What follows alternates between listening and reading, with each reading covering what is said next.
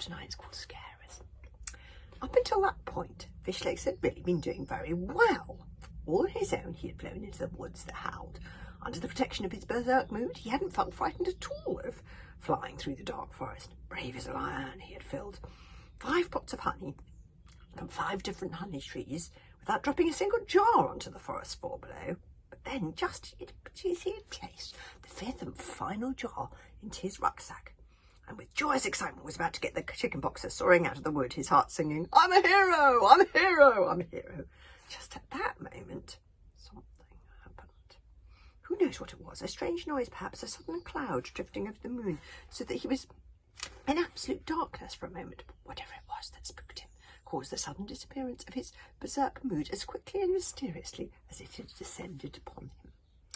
Fear stole upon Fishlegs as he sat in the heart of that wood, and as soon as he began to get frightened, that was when the Scarers came.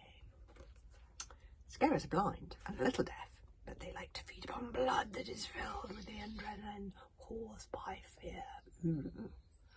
And so, when a human animal is filled with fear, that is when they smell them and gather in thick, cloudy black swarms called flutters, tens of thousands strong.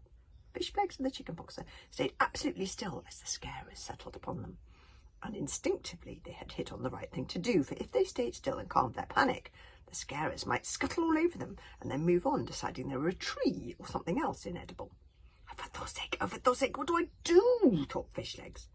And that was when he met Hiccup's eyes and realised Hiccup was sitting on the hovering windwalker only 20 feet or so away. Fishlegs was always pleased to see Hiccup, but never in his life had he been more pleased to see him than now. Hiccup knew all about dragon behaviour. "What shall I do?" asked Fishlegs. "You're doing the right thing," hissed Hiccup. "Don't move a muscle." Hiccup and Toothless and the windwalker also froze. Hiccup could feel the horrible Scarers landing on his neck, on his arms, on his legs, on his chest, even on his face, starting to travel sluggishly down the back of his collar. Trembling violently, Fishlegs tried to force himself to stay calm, not to react.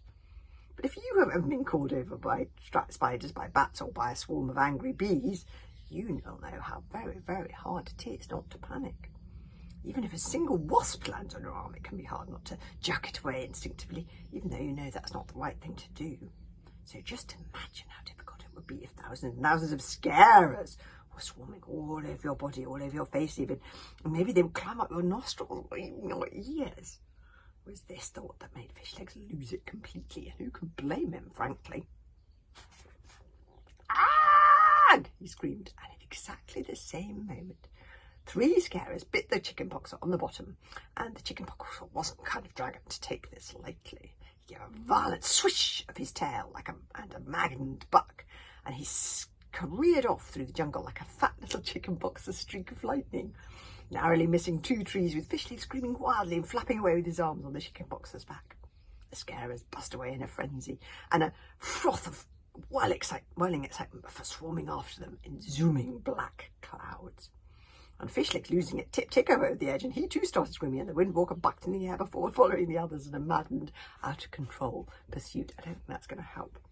"For Thor's sake," thought a terrified Hiccup as he saw the windwalker between the trees, "this is going to end in disaster, just like Fishlegs crashing headfirst in the training practice." Flying for your life at top speed in the dark of the night through the forest of Berserk was a very different matter, Hiccup discovered from that little saunter through the trees in the almost wood. Quite apart from the skill needed to avoid the densely grown trees of the forest, there was the little matter of the swarms of excited Scarers in hot pursuit. Hiccup realised the Scarers were actually shouting out as they followed through the darkness in their weird, sing-song, scary voices. "We're going to get you. We can see you." Not strictly true, because they were blind, but frightening nonetheless. That, of course, made the boys and the dragons even more scared, and so they gave off even more fear hormones, which the pursuing Scarers smelt, and then they turned them even more crazy and drunk and buzzing in a perfect fever of wild hunting excitement, and they swarmed after the boys with a high-pitched screaming whine that woke up more Scarers to join in the pursuit. And all in all, it was a mad, crazy, body chemical-fueled dragon chase that zigzagged and zoomed hysterically through the dark trees of the woods that howled that moonlight summer night. "Thank you for following me, Hiccup," yelled Fishlegs as they charged like maniacs through the forest. breaking of twigs and branches and scattering shoals of squirrel serpents as they went. "No problem," Hiccup shouted back. "I'm not interfering, am I?" he said anxiously. Oh, I love the giant bearded dragon. Look at that one.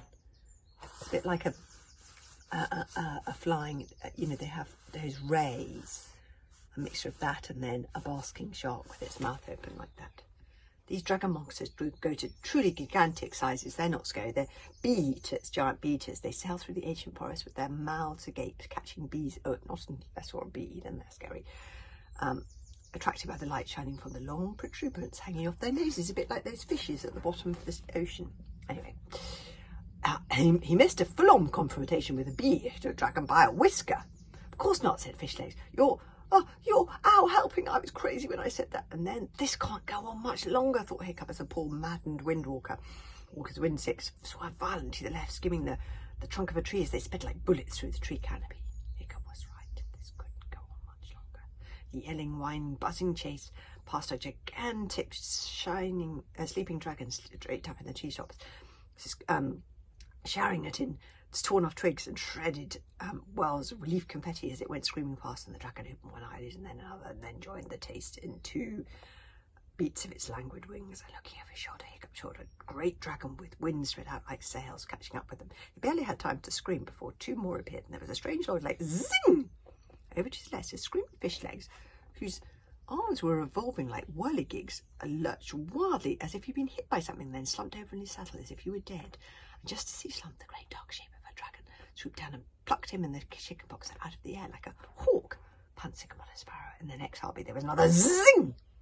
And Hiccup felt a sharp pain in his right shoulder, and there was the last thing he felt before he lost consciousness. I think they've been hit by poison darters. I think so, look. But then, a bit of an expert in this part of the world. Chapter 10 is called, "Does Anybody Recognise This Lobster Pot?"